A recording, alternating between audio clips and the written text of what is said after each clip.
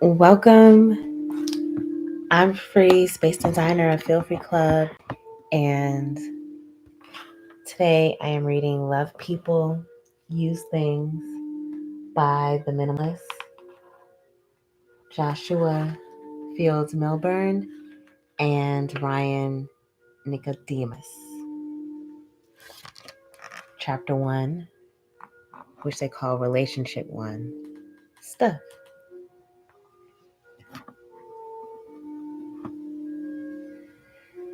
I first met Jason and Jennifer Kirkendall.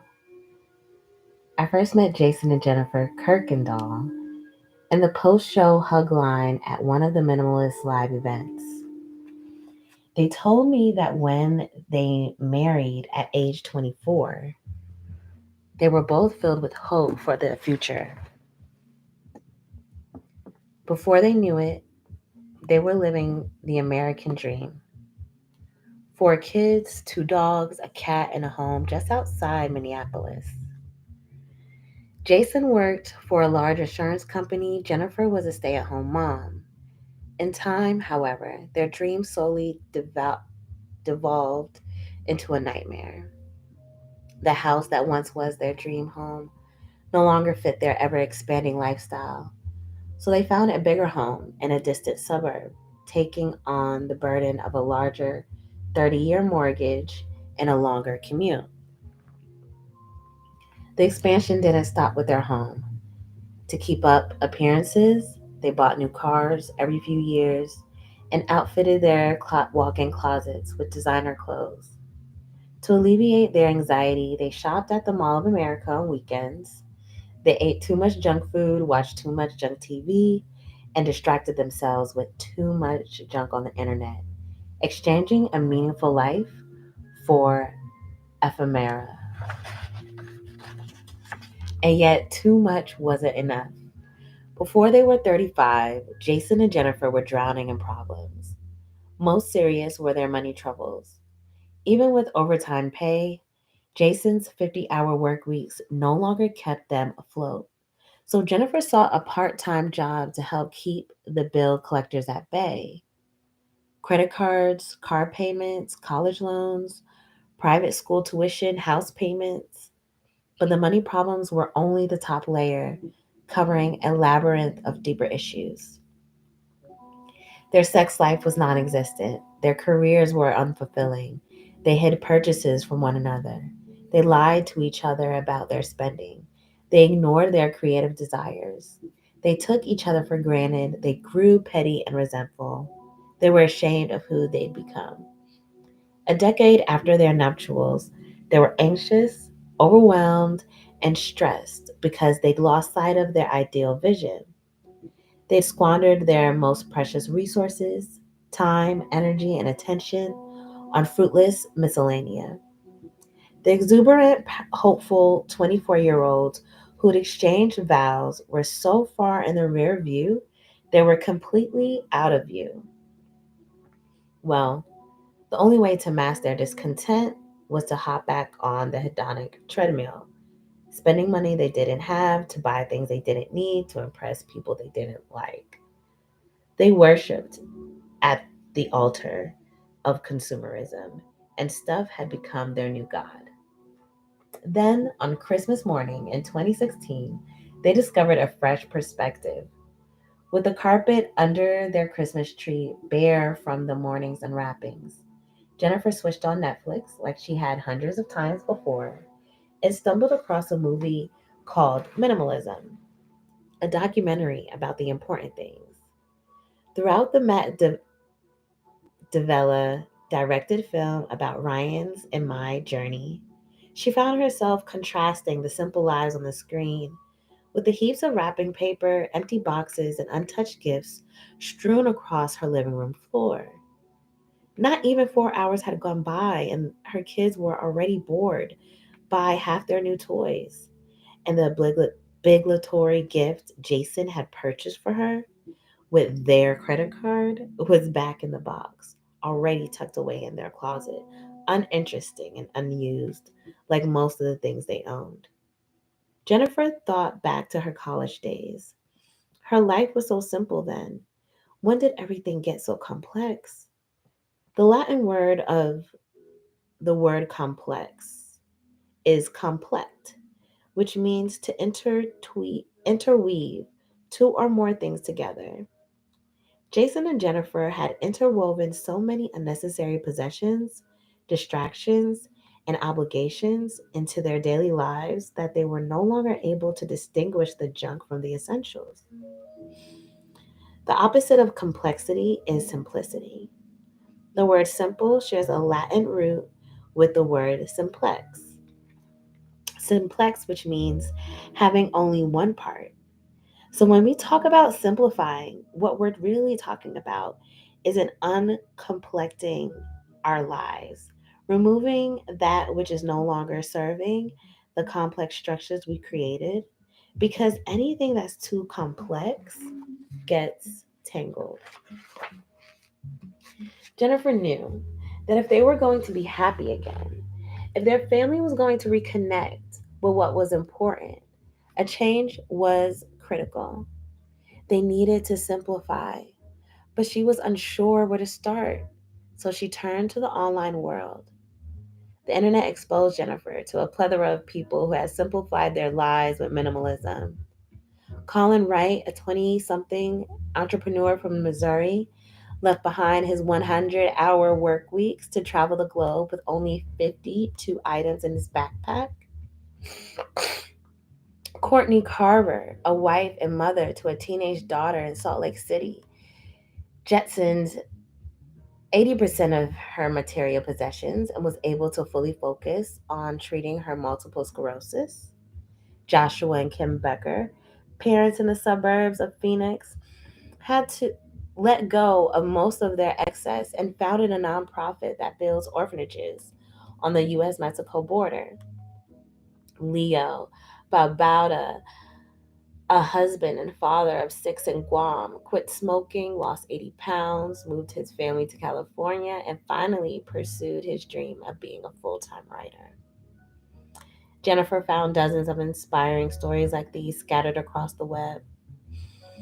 Although each of these people led considerably different lives, married parents, childless singles, men and women, young and old, rich and poor, she noticed they all shared at least two things in common. First, they were living deliberate, meaningful lives. They were passionate and purpose driven, and they seemed much richer than any of the so called rich people she'd encountered. Second, they all attributed their meaningful lives to this thing called minimalism. And then, of course, there was the minimalist story, which Jennifer has seen in our documentary.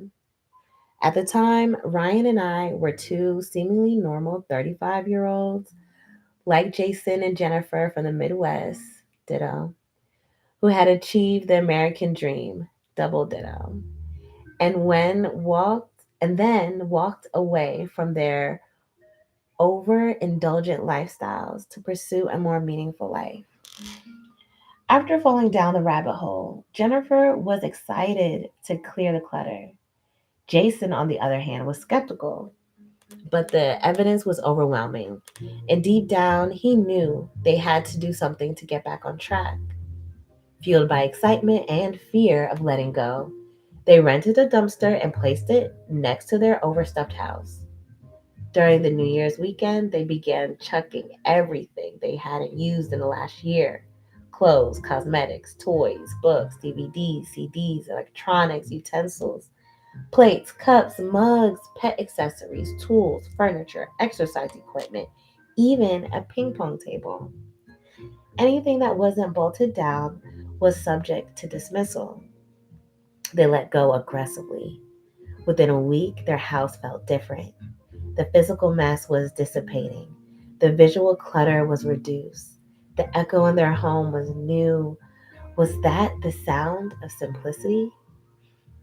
As January 2017 came to a close, Jason and Jennifer were nearly finished excising their home of its excess. Within a week, the dumpster would be gone, and years of unintentional hoarding would be removed from their lives forever. They were making significant progress. The closets and basement and garage were organized. Their remaining furniture had a function. Their things were in order. They could breathe better. They laughed more. They were more agreeable. They worked together as a family. Everything they owned served a purpose, and everything else was out of the way. Their house was a home again. A rush of calm overtook them as they recognized their priorities were finally at the forefront of their lives. Then the unexpected. The day before its scheduled retrieval, their dumpster caught fire.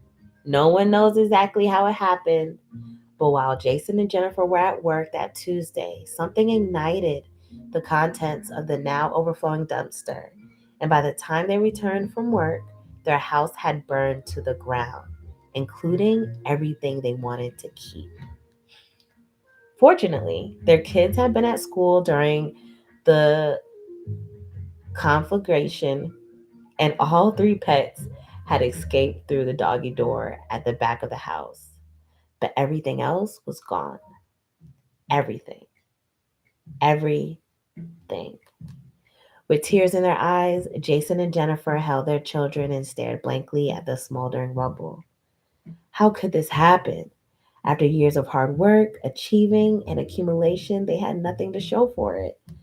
Nothing. No thing. It was terrifying. It was depressing. It was freeing. The past month had been an exercise in letting go, and at this moment, they realized they were capable of letting go of anything. Anything. Their kids were safe, their family was intact, and their relationship was considerably better than it was a month ago. Their future was whatever they wanted it to be. For the first time in their adult lives, they weren't tethered to the lifestyle and the possessions and expectations that had constrained them until now. They had uncomplexed their weave. As their complexities went up in smoke, literally, they were thrust into the simple life by way of a dumpster fire. A month before, Jason and Jennifer would have been devastated by this setback. But with their new perspective, they didn't see it as a step back. It was an inconvenient push forward. Now, with everything out of the way, their only question was, what are we going to do with our newfound freedom? Freedom from impulse. It's shocking how many people have the same story as Jason and Jennifer, minus the dumpster fire, obviously. Most Westerners have chased happiness through impulse purchases, ephemeral pleasures, and the trophies of ostensible success. Really, all of our detrimental decisions, and ironically, our discontent, can be traced back to our desire to be happy. That's because we often conflate happiness with instant gratification. Happiness is such a slippery term. Different people mean different things when they use the word. Some people mean pleasure, others mean fulfillment, some mean contentment, others satisfaction. A few erudite thinkers mean well being. I would pose it, however, that people aren't searching for happiness, they're searching for freedom. And true happiness, that is, enduring well being, is a byproduct of that freedom.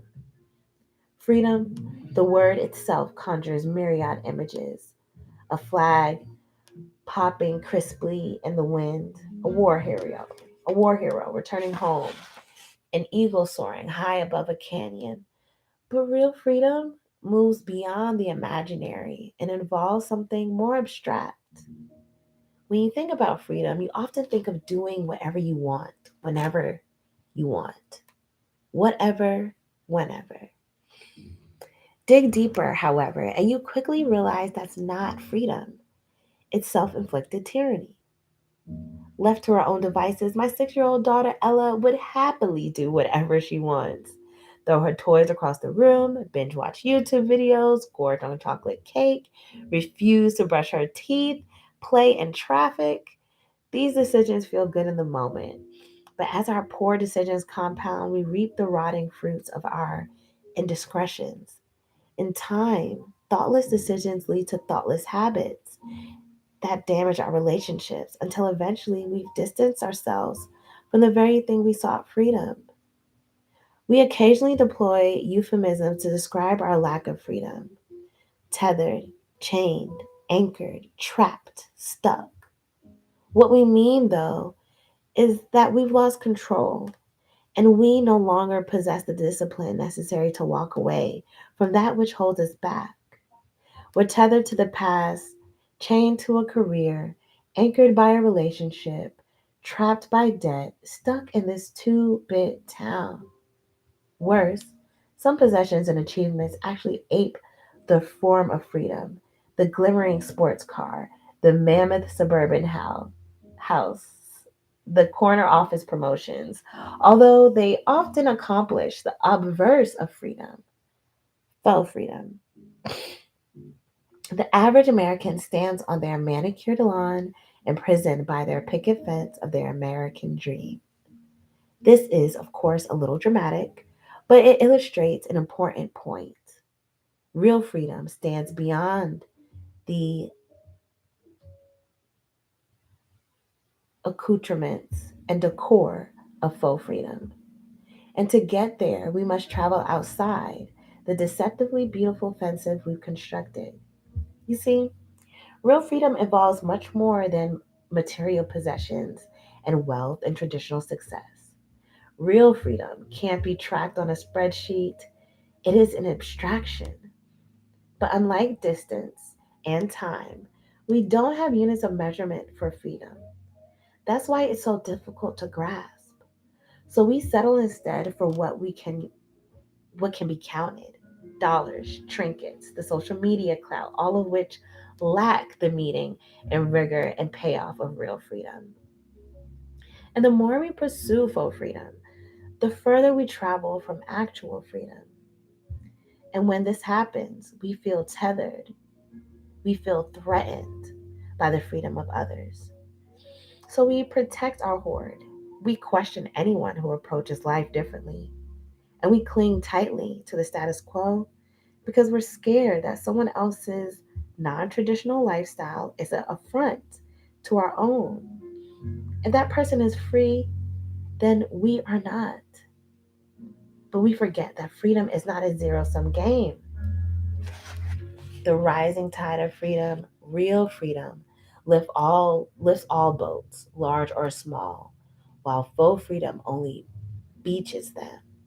Sure, faux freedom is comfortable, not unlike a child's security blanket, but it is not the blanket that keeps a child secure.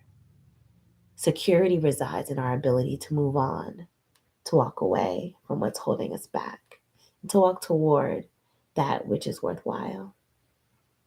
Minimalist rules for living with less.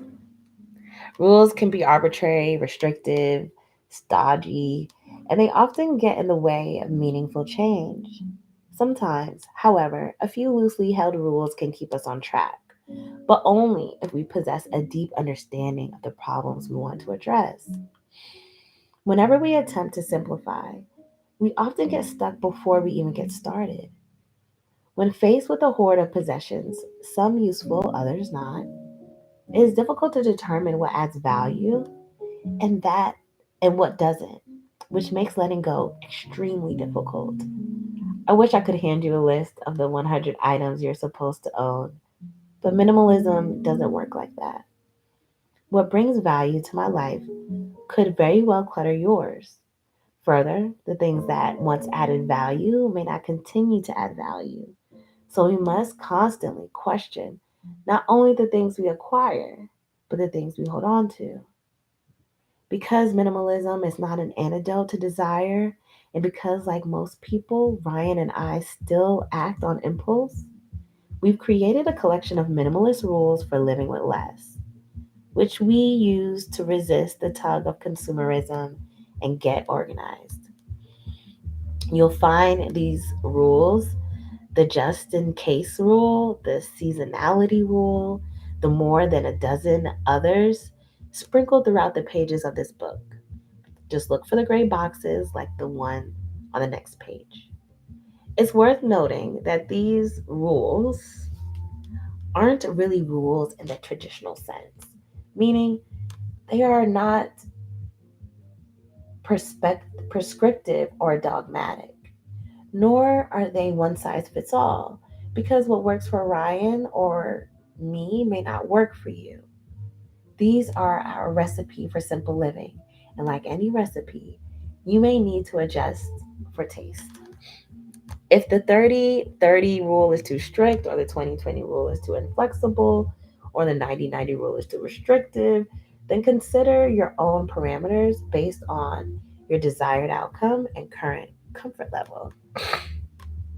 It's crucial to get a little uncomfortable though, because a bit of discomfort is required to build your letting go muscles.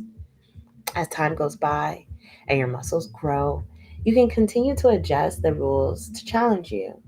Before you know it, you might be more of a minimalist than the minimalist. We've seen it happen dozens of times. Minimalist rule for living with less. No junk rule. Everything you own can be placed in three piles: essential, non essential, junk. Since most of our needs are universal, only a few things belong in the essential pile: food, shelter, clothing, transportation, location, education. In an ideal world, the majority of your stuff would fit in the non essential pile. Strictly speaking, you don't need a couch or dining table, but they're worth owning if they enhance your life. But sadly, almost all the things you own fit in the junk pile. The artifacts you like, or more accurately, think you like. While this junk often masquerades as indispensable, it actually gets in the way. The key is to get rid of the junk to make room for everything else. Consumerism tantalizes. Because our material possessions are a reflection of our internal well being, it is helpful to first get a grip on our external clutter before we can repair our other essential relationships. Changing our relationship with stuff isn't easy. Even I, one of the titular minimalists, still struggle with this siren song of consumerism. I wish I could tell you that Ryan and I let go of our excess possessions, simplified our lives, and never felt a desire to buy more material goods moving forward. Yeah, I wish. But that jacket sure looks nice on in that banner ad. So do those shoes in the marketing email. If you pay attention, it's everywhere you look. The pair of skinny jeans on the highway billboard, the shampoo in the television commercial, the makeup on the drugstore window banner, a miracle diet pill on the radio advertisement, the mattress they shill on your favorite podcast, the big screen television and the newspaper insert, the kitchen backsplash on the direct mailer, the vacation home on the Fixer Upper show, the Mercedes Benz in your Instagram feed, and the Rolodex on the back cover of the magazine. Yet a Rolex won't buy you more time. A Mercedes won't get you there any faster. And a vacation home won't earn you more vacation days. In fact, the opposite is true in most cases.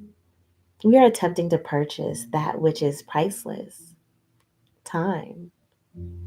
You might have to work hundreds of hours to buy an expensive watch, years to pay off a luxury car, and a lifetime to afford a vacation home, which means we're willing to give up our time to purchase the illusion of time. Now, I'm sure Rolex and Mercedes make high quality, well crafted products, and there's nothing inherently wrong with the items themselves. The real problem is feeling as though these material items will make your life better, meaningful, or complete. But your stuff won't make you more whole person. At best, the things we bring into our lives are tools, that can help us be more comfortable or productive. They can augment a meaningful life, but they cannot bring meaning into our lives. A brief history of modern advertising. The industrial advertising complex tells us that if we acquire all the right things, the perfect cars, the clothes, the cosmetics, they will make us happy. And they will tell us this over and over.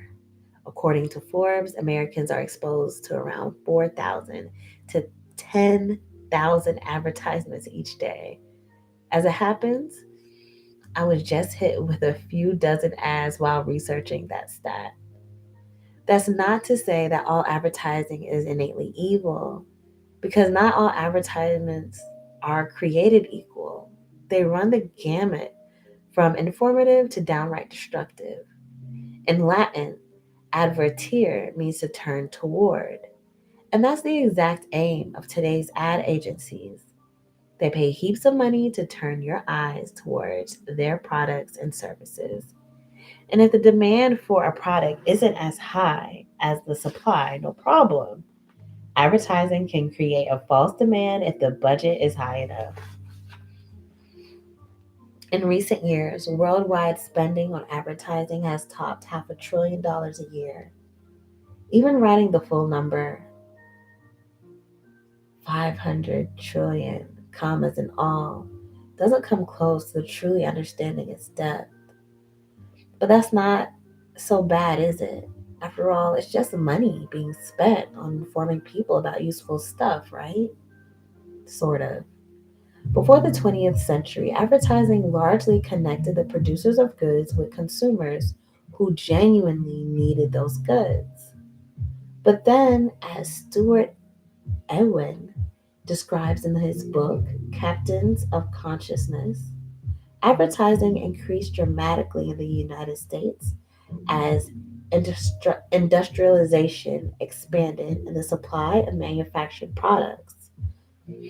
In order to profit from this higher rate of production, industry needed to recruit workers as consumers of factory products. It did so through the invention of advertising, designed to influence the population's economic behavior on a larger scale. By the Roaring Twenties, thanks to Edward Bernays, who is sometimes referred to as the founder of modern advertising and public relations. Advertisers in the United States adopted the doctrine that human instincts could be targeted and harnessed. Bernays, a nephew of Sigmund Freud, realized that appealing to the rational minds of consumers, which had been the mainstream method advertisers used to sell products, was far less effective than selling products based on the unconscious desires he felt were the true motivators of human action. Since then, we've witnessed 10 decades of advertising agencies reaching and overreaching into the depths of the human psyche. Advertisers have gotten so skilled that they can even sell us trash and tell us it's good for us. Literally.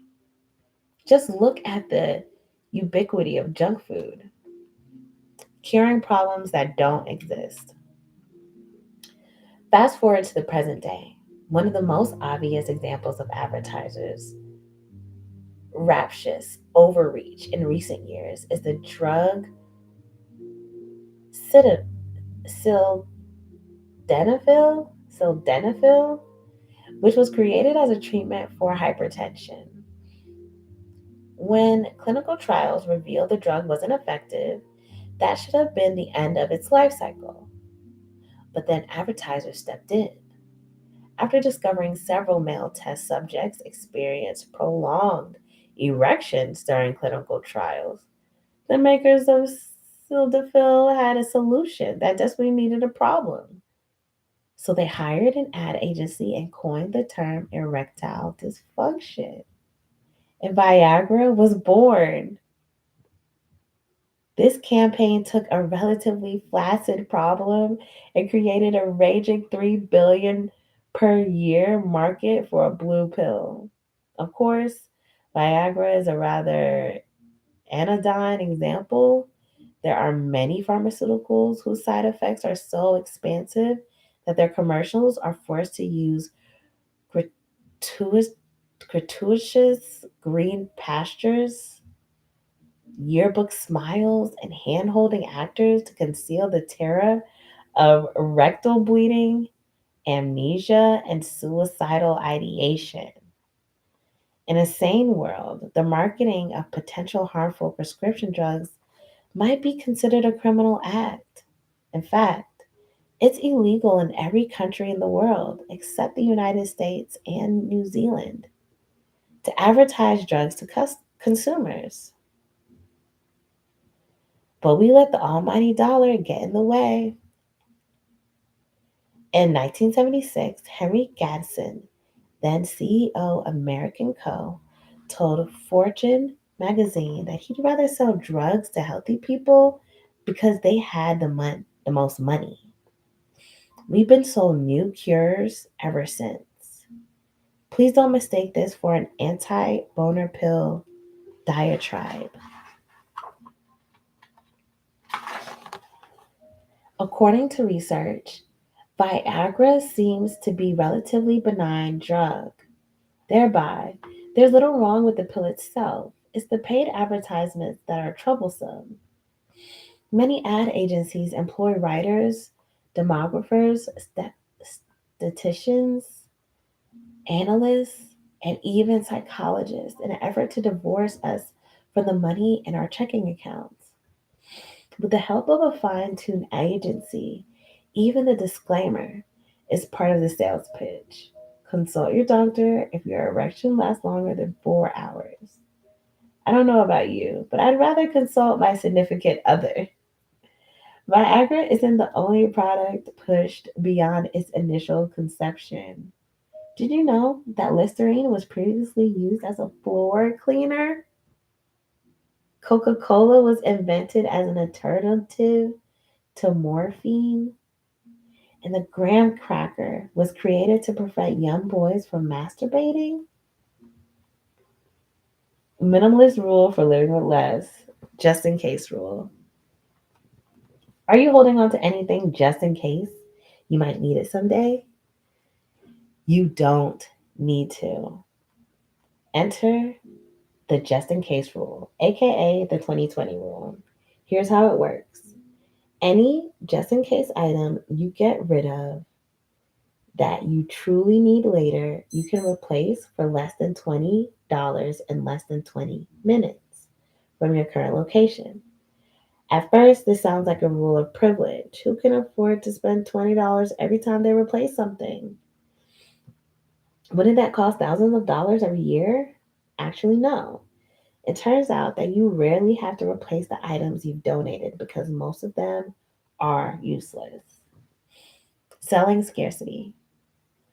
Why does it seem like the advertisements we experience are always taking place in a state of perpetual emergency? Act now, limited time only, while supplies last. These advertiser induced artificial limits are almost always imaginary. The truth is that if you miss out on a so called sale, you'll be just fine because corporations are always looking for a new opportunity to sell you something today. I mean, what's the alternative? Sorry, Mrs. Customer, you waited an extra day to make your decision, and now we no longer want your money. Yeah, right. Why then does almost every company inject urgency into their ads? Because as Bernays recognized a century ago, this tactic takes advantage of our primal nature. Humans make quick, often rash, decisions in times of perceived scarcity. This made sense when our number one concern was starvation. It makes much less sense when we think we'll never be able to own that sofa, video game console, or clutch purse unless we get in on this weekend's doorbuster bonanza. An item might be deeply discounted today, but it's 100% off if you don't buy it. Not buying something is your future self letting go of that thing in advance. A world with fewer ads. While I was driving from Burlington to Boston a few years ago, something felt off. The rolling emerald landscape was unsullied,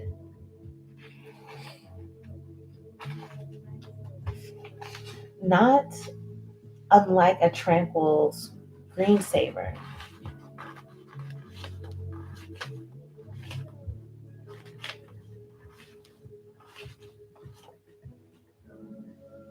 And I felt an unamiable calm as the mile markers ticked away. Then I crossed the Massachusetts state line and it became obvious. The trip's serenity was produced largely by its lack of billboards, which are illegal in the state of Vermont. Currently, four states, Alaska, Hawaii, Maine, and Vermont, prohibit billboards. And more than 1,500 cities and towns have banned them throughout the world, including one of the largest cities on earth, Paulo, Brazil. When Sao Paulo introduced its clean city law in 2007, more than 1,500 billboards were taken down. Excuse me, more than 15,000 billboards were taken down. To boot, an additional 300,000 intrusive signs, pylons, posters, bus, and taxi ads had to go. The strangest results of riding the world's third largest city, of ridding the world's third largest city of these advertisements. In a poll done after the removal, a majority of Palestinos actually preferred the change. What a novel idea. Ask people what they like instead of letting profitability dictate the city view. Unfortunately, we've accepted ads as part of our everyday life. We've been conditioned to think they are a regular slice of content delivery. After all, advertisements are how we get all those TV shows, radio programs, online articles, and podcasts for free, right? But there's no free lunch. Every hour of network television is peppered with nearly 20 minutes of interruptions. And the same is true for most other media, which one could argue is more costly than the free price tag because we are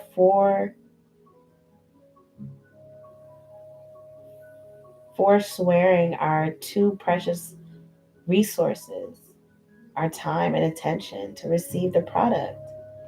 If we don't want ads storming our attention, to our children's attention, then we must be willing to pay for the things we associate with free. Netflix, Apple Music, and similar services are able to sidestep the traditional advertising model by providing a service people value. Other businesses and individuals, Wikipedia and Bret Easton Ellis come to mind, follow a variation of this ad free model, frequently called a freemium model, where creators provide content for free and a portion of the audience supports their work monetarily. By the way, this model keeps Minimalist Podcast advertisement free. No matter your feelings about these particular companies and individuals, their approach undoubtedly improves their creations by making them interruption free. And it increases trust since their audience knows these creators aren't beholden to the desires of advertisers, which allows them to communicate directly with their audience in a way that strengthens the relationship because the customers are in control, not the ad buyers. Moreover, as consumers, our willingness to exchange money for creations forces us to be more deliberate about what we consume. If we're paying for it, we want to make sure we're getting our money's worth. It's a mystery why we don't do the same for so called free programming, where we pay no money but rarely get our attention's worth. Whether your time is worth $10, $100, or $1,000 per hour, You likely spend tens of thousands of dollars every year consuming messages from advertisers. Think about it that in a real way. You're paying to be advertised to, and there are no refunds on misspent attention. You don't need that. Ryan and I moved to Los Angeles in 2017 to establish a film and podcast studio for the Minimalists. As soon as we arrived in the city, I noticed I was drawn to what everyone else already had. Granite countertops, Teslas, limited edition Air Jordan sneakers. Perhaps the American neo-conceptual artist Jenny Holzer was onto something. When she painted, the unattainable is invariably attractive on the side of the BMW art car at the Porsche Museum in Germany. Even as a minimalist, I found that the overwhelming pull of consumerism made it difficult not to think I needed everything I saw. Luckily, I'd unknowingly been preparing for the land of Laburnus, Melrose Place, and triple decker strip malls for nearly a decade. If there's a core message within minimalism, it's this: you probably don't need that. Yet we trick ourselves into believing that we do need a couch, that cookware, that eyeliner, that t shirt, that skirt, that statue. Perhaps that's because we're evolved to dupe ourselves.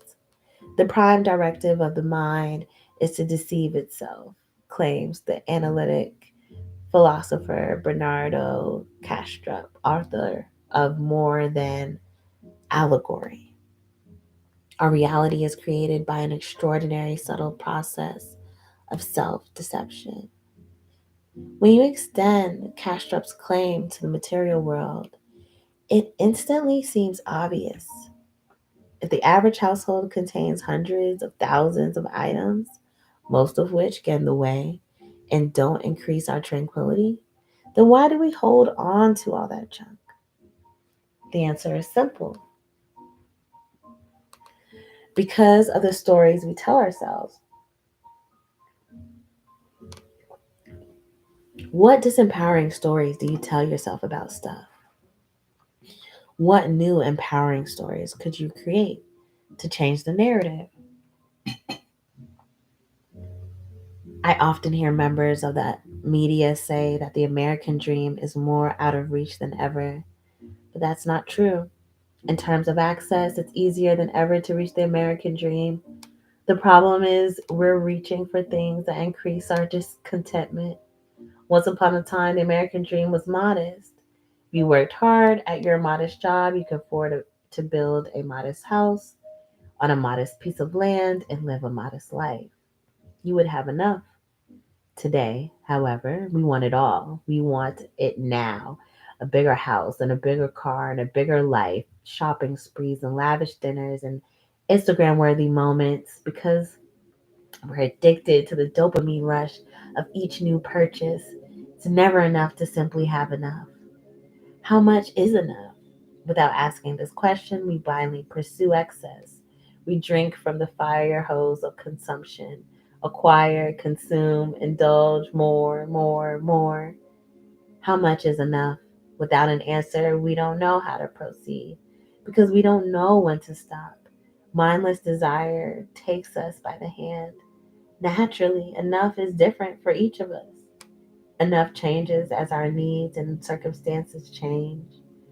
Your enough may include a sofa, coffee table, and TV, a dining table that seats six, a three-bedroom home, a two-car garage, a backyard trampoline, or that might be too much.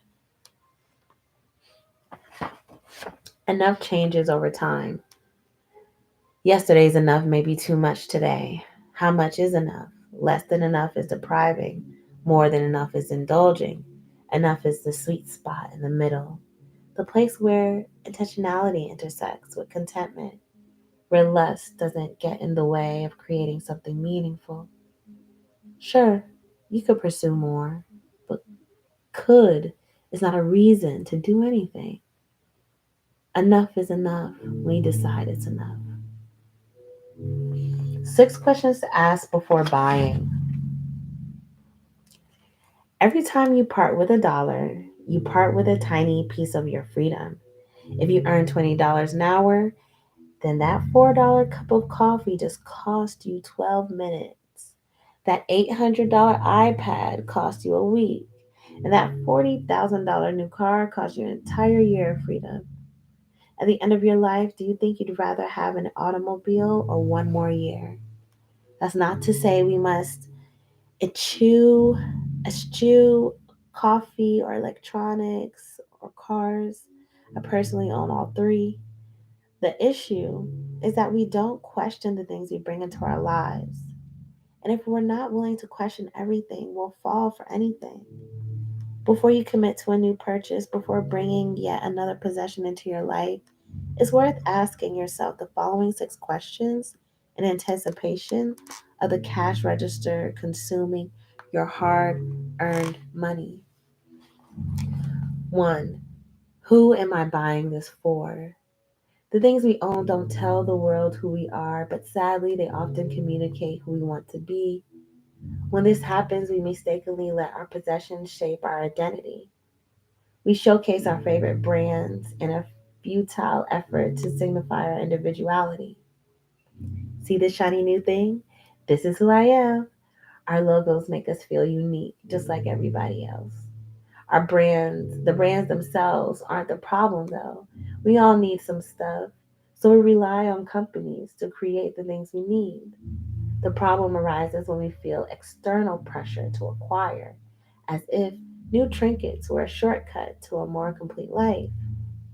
That external pressure needn't be a sign to consume. If anything, it's a sign to pause and ask, who am I buying this for? Is that new thing for you? Or are you buying it to project an image for others? If it's truly for you and it makes sense to purchase, then by all means, go ahead, get it. Let's not deprive ourselves of the things that enhance our lives. But if you're buying things just to signal a sort of consumerist equanimity, that you're getting in the way of the freedom you're attempting to purchase. Two, will this add value to my life? I don't own many things, but everything I own adds value to my life. Meaning, each of my belongings, from my car and clothes to my furniture, electronics, functions either as a tool or as aesthetic value to my life.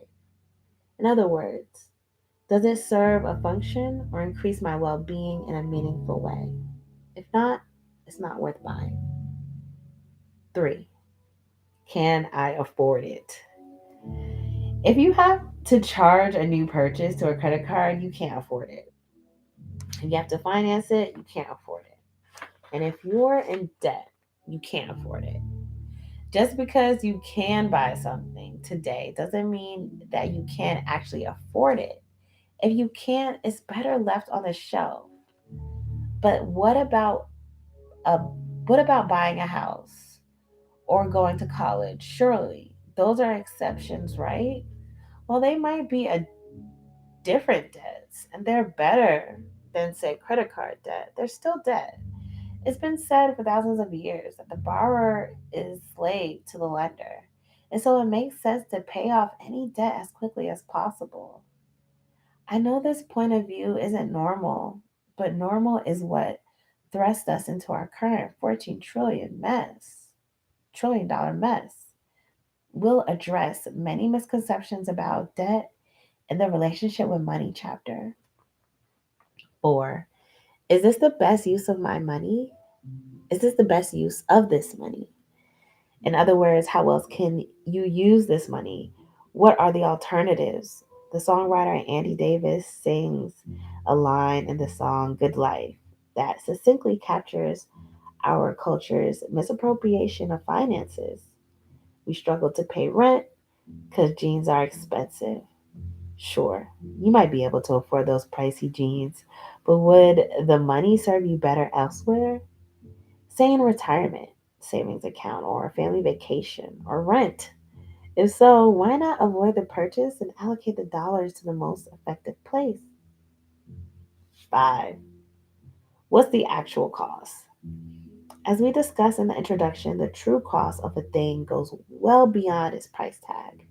In business, they call this full cost accounting.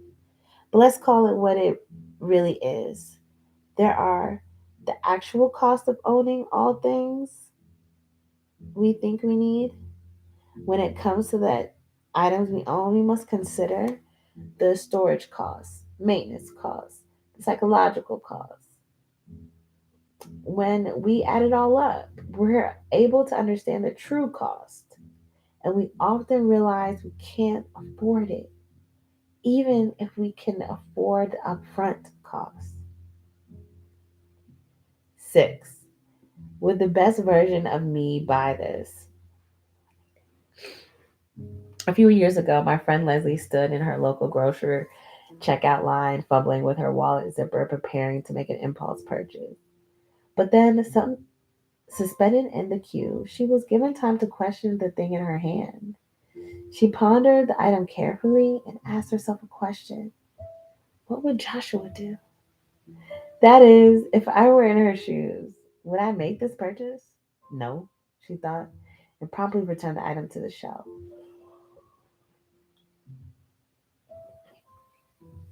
When she told me about her experience, she joked that she wanted to buy one of those "What Would Jesus Do" bracelets to help her avoid compulsive consumption going forward. I laughed, but then realized that I too could benefit from making more frequent use of this question, and so could others.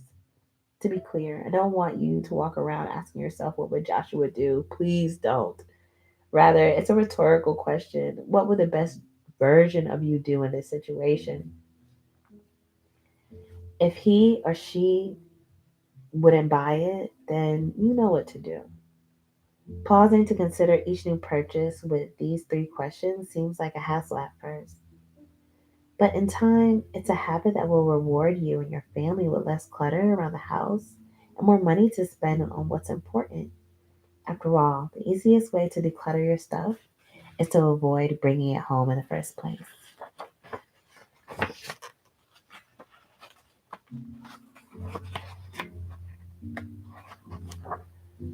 Minimalist rule for living with less. Emergency items rule.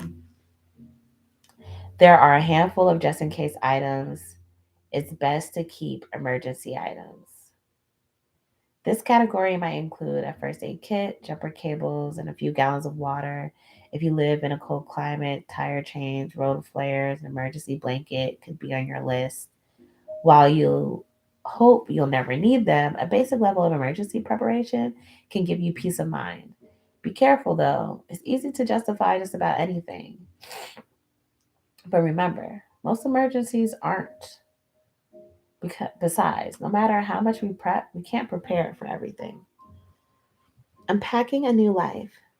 Nearly a decade after Ryan's packing party experiment, the minimalists decided to formalize a case study to see what a similar analyst would reveal in other people's lives.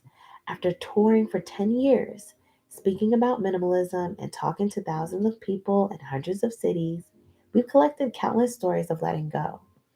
We've learned firsthand that Ryan's and my stories are not unique, and consumerism is indeed affecting the lives of many people around the globe. We hadn't, however, been able to quantify the secrets, emotions, and pain that were hiding under the veneer of stuff. Face to face, people told us how they had simplified their lives using the methods we discussed on our blog, and a few courageous readers had even embarked on modified versions of Ryan's packing party. Yet we hadn't collected these stories in a formal way. While each anecdote affirmed our belief that people could live meaningful lives with less, we needed more data if we were going to write about it in an informed way. Enter the packing party case study. In March 2019, the Minimalists enlisted 47 participants, a select group of individuals and families from our online audience, to spend a chunk of the next month eradicating their hoards by way of a packing party. Because packing up an entire house wasn't ideal for everyone participating, we gave these partiers three options. Option one, whole house packing party. Just like Nicodemus, you'll pack everything as you're moving. Then you'll unpack only the items that add value to your life over the next 3 weeks. Option two, one room packing party. You needn't be as drastic as Nicodemus. Often, a 21-day packing party in just one room jumpstarts the decluttering process. Option three, multi room packing party. Maybe you don't want to pack everything in your home, but you want to have a packing party in your office, garage, bed, bathroom, or maybe your kitchen, bedroom, and living room. You decide. A party is a party only when people party together. So we asked all 47 participants to party at the same time, April 2019. Because April 1st fell on a Monday, we guided partiers through packing their belongings the weekend before the start of the month, on March 30th and 31st.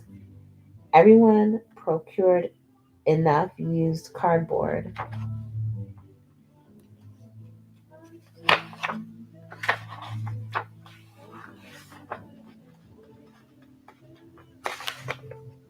to box up their possessions. And then they spent the weekend pretending they were moving. Then each day, beginning April 1st and continuing through April 21st, each partier began unpacking anything that would serve a purpose or bring them joy. Partiers were also able to interact with each other via a private community board to share their experiences, struggles, and photos with their fellow participants. Along the way, Ryan and I observed their progress. After the first day, we asked each participant to describe their process. We were shocked to see the variety of strategies, many of which were considerably different from Ryan's. Natalie Pedersen, a whole house partier from Deerfield, Wisconsin, wrote, "We started with the kitchen and then worked our way through the rest of the house. It took longer than anticipated, but was so satisfying when we were all packed up."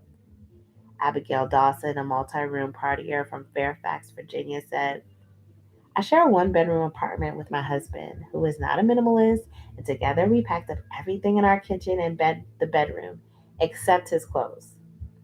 Ellie Dobson, a whole house partier from Roswell, Georgia, claimed, "I've been a minimalist for a few years now, so it took only an hour or two. After the things were all packed away, I felt a little like, okay, what now?" Fair question. Now what? Once everyone's possessions were residing in their new cardboard homes, partiers cataloged the items they unpacked on that important first day. Because they were the first things unpacked, these urgent first items would be the things that add most value to their lives, right? Many families found the most value in items of utility. Holly Och, a multi room partier from Brunswick, Maryland, unpacked essentials: toothbrush, toothpaste, hairbrush, outfits for me and two toddlers, diapers, wipes, utensils for preparing and serving food, plates, bowls, forks, spoons, knives, Ziploc bags, can opener, measuring spoon, a magic eraser, Motrin, bath toys, shampoo, washcloths, bath towels, calendars, pens, ruler, wine glass, phone charger, pillows, blankets, white noise machine, coffee maker and coffee supplies, vitamins, sippy cups, toilet paper, flushable wipes. Ian Carter, a multi room partier from Fleet Hemisphere, England, unpacked his computer from financial records, a single pen, a scanner, and a bass guitar. He also had dinner guests that evening, which caused him to unbox several plates, a kettle, tea, coffee, glasses, and cutlery. The experiment gave Ian and his guests plenty to talk about that evening. Other partiers unboxed only a few items that first day. Autumn Duffy, a 1 room partier from Toronto, Virginia, unpacked a dress, a sweater, all my daily hygiene products, while Ellie Dobson unpacked all my backpacking gear because I'm going camping today. Except when I pulled it out, I realized I didn't even need to bring most of it. Once the party was over, participants had the opportunity to determine the next step for their excess: sell, donate, recycle, or keep. Many partiers chose to let go. Some retained things for the future. We'll continue to unpack their stories throughout the book. Minimalist rule for living with less. Just for when rule. So far, we've established that you want to let go of the junk you're clinging to just in case. And we've determined when it's appropriate to keep a small stock of emergency items. But what about the things you know you'll need in the future?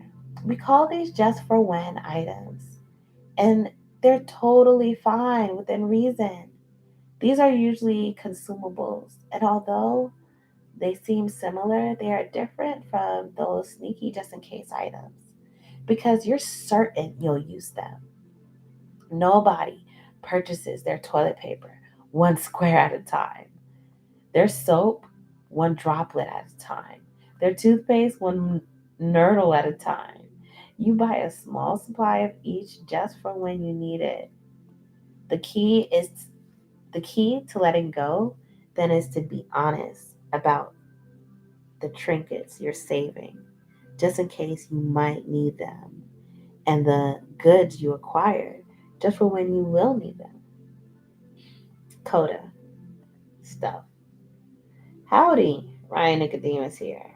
I'll be here at these end chapter sections throughout the book to help you reflect on what you read and to consider how you can implement the lessons learned from each chapter.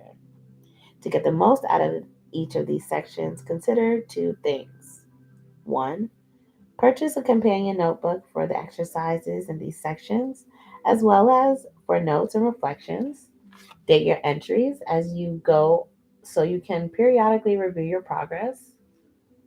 Two, find an accountability partner to join you on your journey as you do many of the exercises together. Or you can schedule a regular time each week to meet for coffee and discuss the answers and reflections recorded in your notebooks. The companion notebook and an accountability partner will help you be more engaged with these codas. And the more engaged you are in this process, the more growth you'll realize as a result. Take action to take control. Now that Joshua had the opportunity to wholly explore how our relationship with stuff affects our lives, I'd like to take some time to consider how that relationship specifically affects you. To do that, I've got a few questions and exercises I'd like to share. Questions about stuff.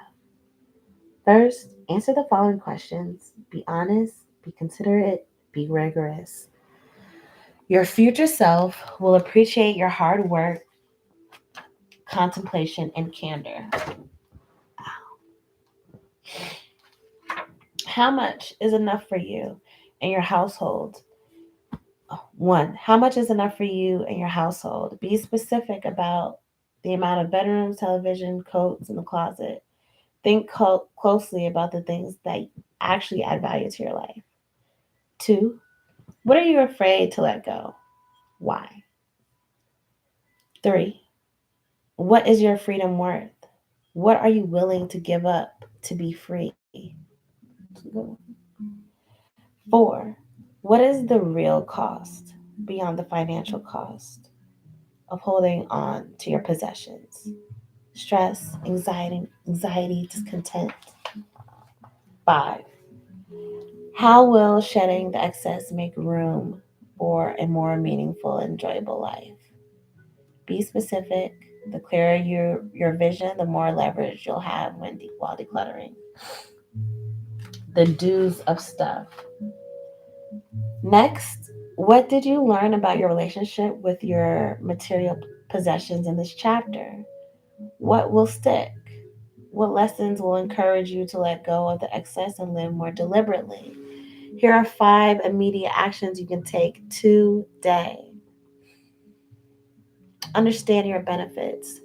Make a list of all the benefits you'll experience with less clutter. Establish your rules. Using the minimalist rules for living with less introduced in this chapter, identify the rules you will start using today. If a particular rule doesn't fit your situation, feel free to modify it or create your own. Create your stuff budget. To help regulate your things, create a stuff budget by following these steps. Choose a room you want to declutter. Open your journal to a fresh page, and at the top of the page, write the three different categories: essential, non essential, and junk. List every item in that room under its appropriate category. Ask yourself whether everything in the essential category honestly fits there. If not, recast it as non essential for or even junk. Repeat with the remaining categories. Relinquishing your stuff. At this point, you will have leftover junk that needs to be donated or recycled. It'll be easy to get caught up in emotional attachments. So if you're attached to a particular item, but you know it must go, think of how you would feel if it spontaneously combusted, or imagine how it could add far greater value to someone else's life. If you are afraid that one day you will forget the memory associated with the item, take a picture to help trigger the memory in the future. Find your support. Today, find at least one person who will support you in your journey: a friend, family member, neighbor, colleague, or you can find online communities of open minded people willing to help. Minimalist.org is one such resource. Also, there's always the option of hiring a professional organizer. In your local area, they understand that the best way to organize is to let go. The don'ts of stuff. Finally, let's consider the stumbling blocks of material possessions. Here are 5 things you'll want to avoid beginning today if you want to steer clear of recluttering your life. Don't expect to get rid of everything at once. It took time to acquire those possessions, and it will take time to let go. Don't let others' expectations dictate your decisions regarding your possessions. The only standards you must live up to are your own. Don't assume you'll be miserable without an item. The truth is that if you aren't happy with yourself, no thing will make you happy.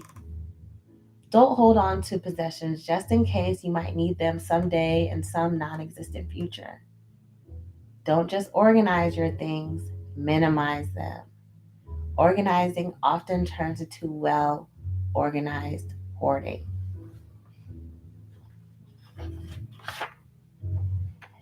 And that's it for chapter 1 of Love People, Use Things by the Minimalists. I will do chapter 2 next week. So stay tuned for that. Thank you for being here. And if you need a space designer, home organizer to help you declutter and get organized and live clutter free, head over to feelfreeclub.com. Thanks and feel free.